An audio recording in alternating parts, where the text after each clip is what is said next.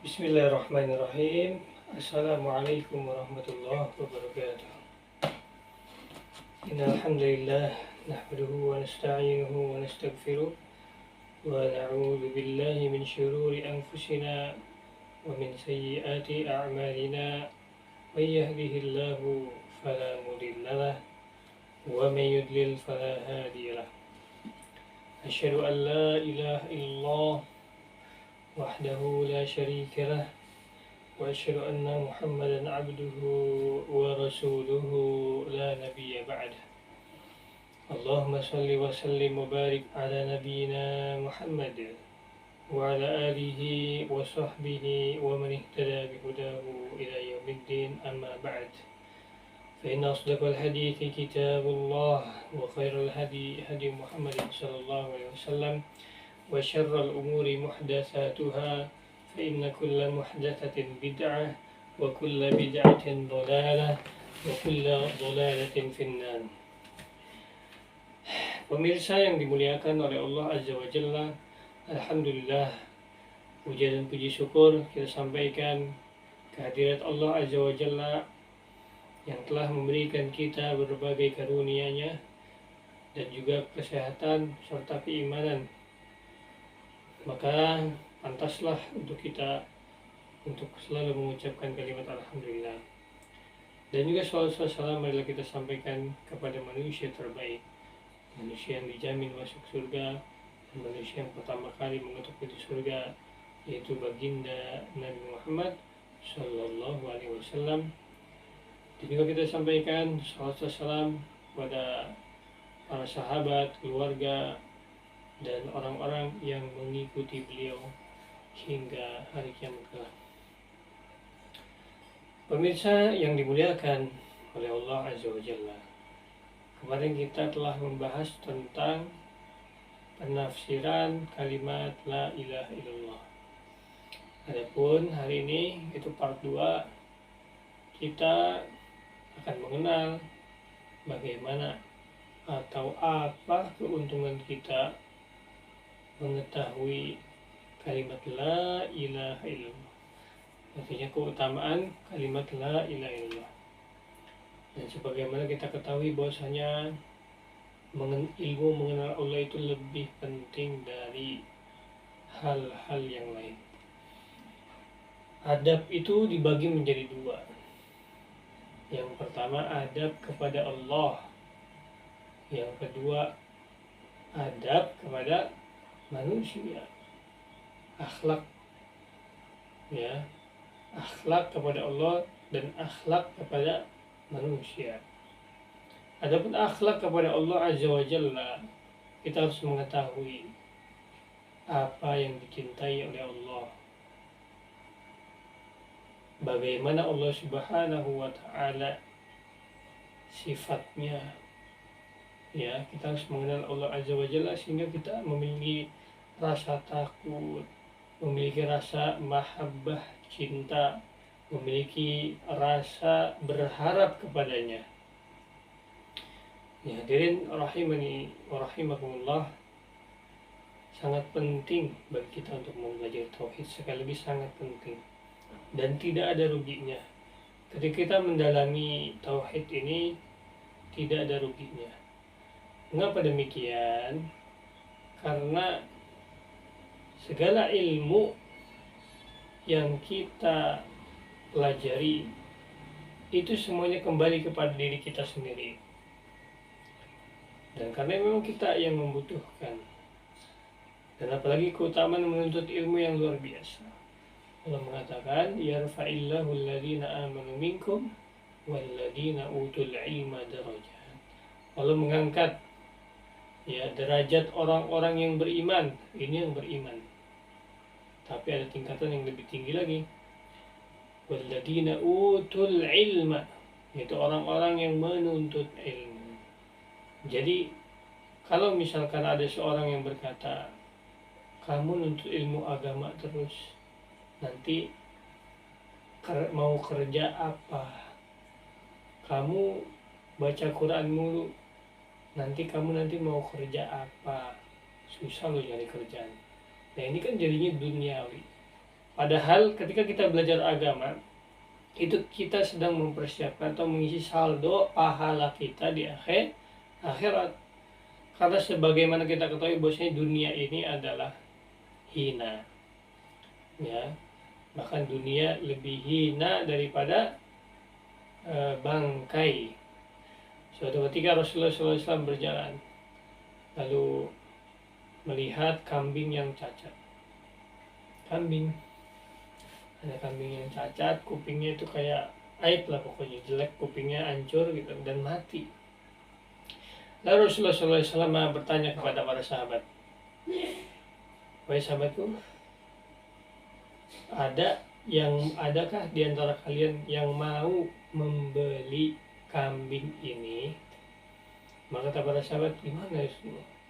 Gak mungkin kita membeli kambing yang cacat, ada aib ya Rasulullah, itu cacat kupingnya udah hancur gitu kan. Maka kata Rasulullah SAW, ya udah gratis deh, dikasih gratis, mau apa enggak? Maka para sahabat, ya Rasulullah, gratis pun kami nggak mau ya Rasulullah. Kenapa? Ya nggak bisa, nggak ada manfaatnya juga gitu beli kambing cacat, karena ada aib. Sehingga ya kita bawa jalan bareng kambing itu aja kita malu gitu kan, bawa hewan yang cacat. Maka Rasulullah SAW apa? Itulah dunia. Bahkan dunia lebih hina daripada bangkai kambing yang kita lihat. Itulah hadirin rahimani wa rahimakumullah. Adakah di antara kita yang memperebutkan bangkai, yang berebut-rebut mengambil bangkai?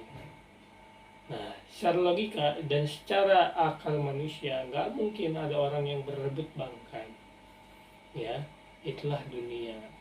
Banyak di antara mereka yang berusaha mengambil jabatan, padahal jabatan itu bangkai. Kalau misalkan kita tidak bertakwa kepada Allah, berebut harta juga sama. Harta itu bangkai kalau kita tidak bertakwa kepada Allah Azza wa Jalla. Dan semua yang ada di dunia ini, indahnya itu adalah sebuah keburukan, manisnya adalah sebuah kepahitan, ya, senangnya adalah sebuah kesedihan. Itu dunia. Makanya Allah Subhanahu wa ta'ala berfirman dalam surah Al-Mulk, alladzi khalaqal mauta wal hayata liyabluwakum ayyukum ahsanu amala. Dia Allah yang telah menciptakan kematian dan kehidupan. Untuk apa? Liyabluwakum, untuk menguji kalian. Ayyukum ahsanu amala, siapa di antara kalian yang paling baik amalan solehnya, yang paling the best amalannya siapa? Maka itulah hadirin rahimani wa rahimakumullah. Kita ketika nuntut ilmu seperti ini, Allah akan berikan ketenangan. Makanya antum bedain ketika antum melihat wajah-wajah penuntut ilmu, ya, dengan orang yang jarang nuntut ilmu, pasti mukanya beda. Wajahnya mereka berseri-seri. Kalau misalkan penuntut ilmu tuh wajahnya pada bercahaya, pada enak dipandang. Karena memang ada sabda Nabi Muhammad SAW yang berbunyi, naddarallahu ra'an sami'a minni maqalati, ya kan, hafidhaha fawa'aha wa hafidhaha, kan.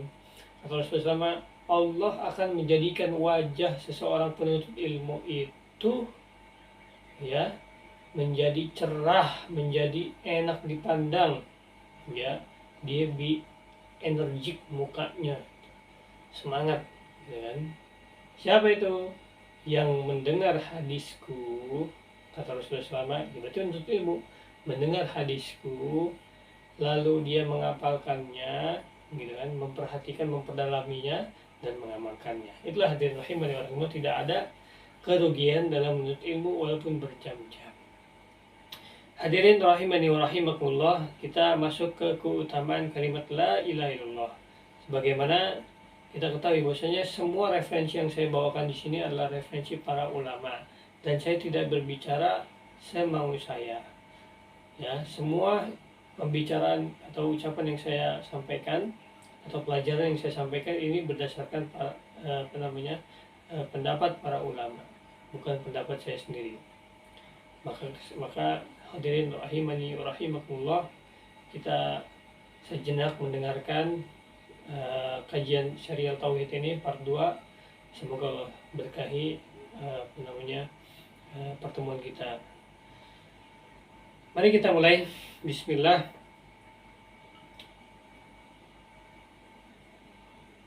Ibnu Rajab dalam Kalimatul Ikhlas, ini Kalimatul Ikhlas ini kalimat tauhid, yaitu kalimat la ilaha illallah.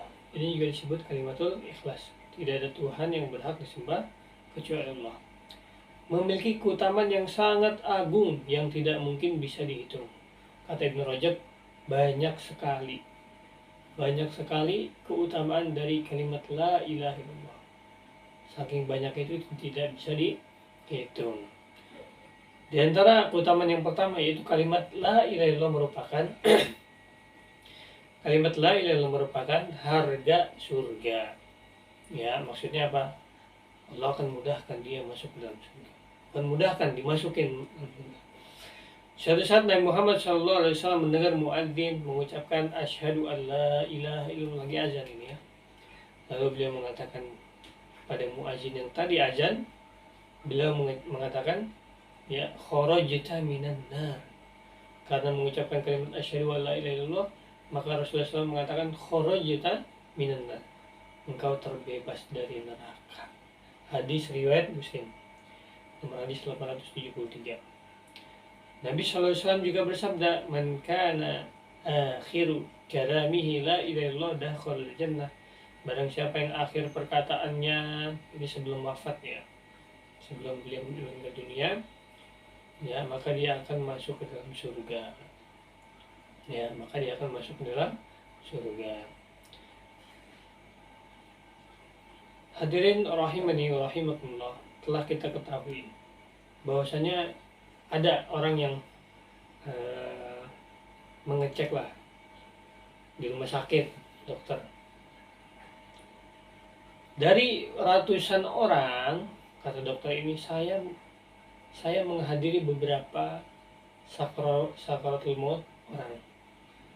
Dari 100 orang yang mengucapkan kalimat la ilaha illallah itu sangat dikit.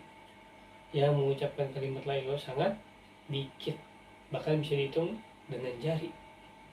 Ya. Jadi ketika kita mendengar hadis ini, bukan berarti kita meremehkan. Saya maksiat aja lah, gitu kan. Nanti pas sebelum meninggalnya saya mengucapkan kalimat la ilaha illallah, nggak bisa kayak begitu. Karena keteguhan kalimat la ilaha illallah ini, dia karena yang pertama dia mempelajari tauhid dengan sebenar-benar, memurnikan tauhid. Ya, dia berusaha memperdalam tauhid. Yang kedua, tidak syirik kepada Allah Azza wa Jalla, dia tidak mencoba syirik. Yang ketiga, banyak sedekah, karena sedekah itu mencegah dari kematian yang buruk. Ya hadirin, jadi kalimat la ilaha ini bukan berarti kita meremehkan kalimat ini, tapi kita amalkan ilmu dan konsekuensi di dalamnya. Itu yang pertama, keutamaan yang pertama tadi dibebaskan dari api neraka, masuk surga. Selanjutnya, kalimat la ilaha illallah adalah kebaikan yang paling utama. Yang kedua, diriwayatkan oleh Abu Dzar, beliau berkata, qultu ya Rasulullah, kallimni bi'amalin yuqarribuni minal jannah wa yuba'iduni minan nar. Wahai Rasulullah, ajarkan aku satu kalimat yang mendekatkan aku ke surga dan menjauhkan aku dari api neraka. Qala idza amilta sayyi'atan fa'mal hasanatan fa inna asyra amsalha. Ya, kata Rasulullah, apabila Anda tidak sengaja mengamalkan satu keburukan, maka berusahalah setelah itu ya mengerjakan kebaikan. Ya, maksudnya apa? Ketika kita merasa berdosa, kita tindih amalan buruk kita dengan kebaikan. Karena kan nanti di akhirat itu bakalan ditimbang amalan baik dan buruk. Maka alangkah baiknya seorang ya selalu ataupun menimpahkan amalan buruknya dengan amalan kebaikan. Sungguhnya itu mendapatkan 10 pahala atau lebih. Qultu ya Rasulullah, la ilaha illallah minal hasanat. Ya Rasulullah, apakah kalimat la ilaha illallah itu dari kebaikan? Qala hiya ahsanul hasanat. Kata Rasulullah SAW, iya benar, itu adalah ya kebaikan dari di antara kebaikan-kebaikan. Berarti kebaikan tertinggi itu kalimat la ilaha. Wa yatamhu dzunub wal khotoya, dan dia menghancurkan, menghapuskan dosa-dosa dan kesalahan-kesalahan kita. Sehingga ketika kita berzikir kita bisa menggunakan kalimat la ilaha illallah, la ilaha illallah, la ilaha. Ya. Itu keutamaan yang kedua adalah kebaikan yang paling utama. Ya, makanya kita tidak ketika kita ingin meninggal itu mengucapkan kalimat itu, Allah akan menghapuskan dosa-dosa sehingga terjadilah yang disabdakan Nabi masuk ke dalam surga. Yang ketiga, kalimat la ilaha illallah adalah zikir yang paling utama. Sebagaimana kita ketahui di Mesir kadang suka afdhalul dzikri fa'lam annahu la ilaha illallah. Zikir yang paling afdal adalah kalimat la ilaha illallah. Ya, banyak di masjid-masjid yang mengucapkan itu. Tapi sekali lagi hadirin sekalian, kalimat yang kita ketahui tadi itu kita amalkan konsekuensinya.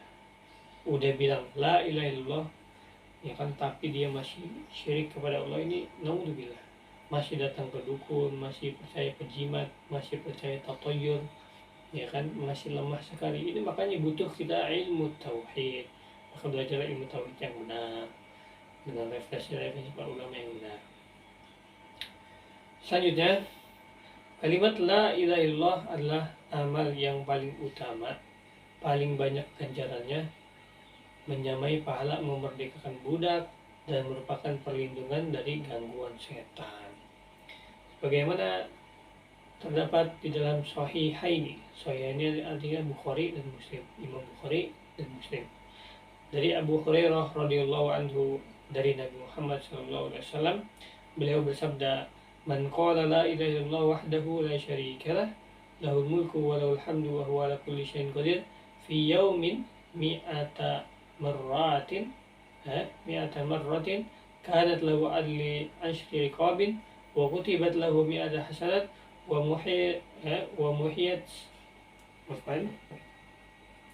muhiyat anhu mi'atu sayyah wa kanat lahu hirzan minasyaitan yawmahu dhalika hatta yamsi wa lam ya'ti ahad bi afdala mimma ja'a bihi illa ahad amila akthar min dhalik." Kata Rasulullah SAW, barang siapa yang mengucapkan la ilaha illallah wahdahu la syarikalah, lahul mulku wa lahul hamdu wa ala kulli syai'in qadir, ya kan, yang artinya tidak ada sembahan yang berhak disembah dengan benar kecuali Allah Azza wa Jalla, tidak ada sekutu baginya, kerajaan dan segala pujian dialah yang maha kuasa atas segala sesuatu dalam sehari. Ya, tadi segala sesuatu dia baca itu 100 kali, maka dihapus, maka baginya sama dengan membebaskan 10 budak. Satu budak itu mahal harganya, membebaskan satu budak itu berapa ratus juta itu kalau sekarang ya. Nah, mungkin sekarang udah jarang, tetapi ada saja yang jual budak itu ada. Maka dia membebaskan 10 budak, lalu dicatat baginya 100 kebaikan. Luar biasa, 100 kebaikan itu bagi orang yang sudah meninggal itu sangat menguntungkan di akhirat. Selanjutnya dihapus darinya 100 kejelekan. Nah, ini dosa-dosa kecil, 100 kejelekan, dan dia akan terlindung dari setan pada siang hari ya hingga sore harinya. Dijaga, dikirimin malaikat, bahkan Allah sendiri yang menjaga kita, menjamin itu semuanya. Serta tidak ada yang lebih utama darinya kecuali orang yang membacanya lebih banyak dari itu. Boleh, berarti lebih banyak dari itu boleh. Dan tidak ada bilangan tertentu, jangan harus 1000, harus berapa. Ini standarnya 100. Kalau mau lebih dibolehin ya oleh Nabi Muhammad SAW. Itulah hadirin rahimani wa rahimakumullah. Selanjutnya kalimat la ilaha illallah adalah kunci 8 pintu surga. Orang yang mengucapkannya bisa masuk lewat pintu mana saja yang dia sukai. Dari Ubaidah bin Samit radhiyallahu anhu, Nabi sallallahu alaihi wasallam bersabda, "Man qala asyhadu an la ilaha illallah wahdahu la syarikalah wa anna Muhammadan abduhu wa rasuluhu wa anna Isa abdullahi wa ibnu ummati wa kalimatu alqaha ila Maryam wa ruhun minhu wa anna al-jannata haqqun wa anna an-nara haqqun adkhalahu Allah min ayyi abwabil jannati thamaniyati sya'ab." Barang siapa yang mengucapkan saya bersaksi bahwa tidak ada sesembahan yang berhak disembah dengan benar kecuali Allah Azza wa Jalla, tidak ada sekutu baginya, Muhammad adalah hambanya dan utusannya, dan bersaksi bahwasanya Isa adalah hamba Allah, dan bersaksi juga surga dan neraka itu benar, maka Allah pasti akan memasukkannya ke dalam surga dari 8 pintu yang mana saja ia kehendaki. Hadis ini hadis riwayat Muslim. Itu dengan membaca itu kita bisa masuk ke pintu surga, 8 pintu surga yang mana kamu mau. Karena pintu surga itu banyak, ada pintu sholat, pintu puasa, pintu zakat, pintu berbakti pada orang tua, pintu sedekah, ya kan? Dan sangat banyak pintu itu. Belum ada pintu penghafal Al-Quran, tingkatan 1, 2, 3, 4, 5, 6, 100 sampai 100 gitu kan. Dan banyak sekali yang pintu-pintu yang tidak kita ketahui, yang mestinya kita, semoga Allah Subhanahu wa Ta'ala mudahkan kita masuk ke pintu surga yang mana kita mau. Itu saja hadirin rahimani wa rahimakumullah, pemirsa yang semoga Allah berkahkan pertemuan kita. Saya pada Ramadan ini sungguh sangat semangat sekali, karena ketika saya memahami kalimat-kalimat pelajaran ilmu-ilmu tauhid ini, saya sangat merasa rugi ketika saya saja yang mengetahui ilmu tersebut. Maka sewajarnya atau wajib sebenarnya untuk saya untuk menyampaikan kepada pemirsa ya tentang ilmu yang saya ketahui, sehingga yang menonton atau yang bisa mendengarkan audio ini atau video ini, baik di rumah maupun di manapun Anda berada, semoga menjadi amal jariah ya, dan diikhlaskan niat saya untuk hal tersebut. Itulah hadirin rahimani wa rahimakumullah, kita cukupkan saja. Semoga kalimat la ilaha illallah ini menjadi bahan kita untuk berzikir kepada Allah Azza wa Jalla, untuk bisa kita mendekatkan diri kepada Allah Azza wa Jalla, untuk kita bisa mati dengan kalimat hal tersebut. Wala tamutunna illa wa antum muslimun, muslim tetapi yang bisa mengucapkan kalimat la ilaha illallah. Itulah hadirin rahimani wa rahimakumullah. Semoga Allah Subhanahu wa Ta'ala memberikan kita ilmu yang bermanfaat dan bisa diamalkan di kemudian hari. Barakallahu fikum wa akhiru da'wana alhamdulillahi rabbil alamin. Subhanakallahumma bihamdika asyhadu an la ilaha illa anta astaghfiruka wa atubu ilaik. Assalamu alaikum warahmatullahi wabarakatuh.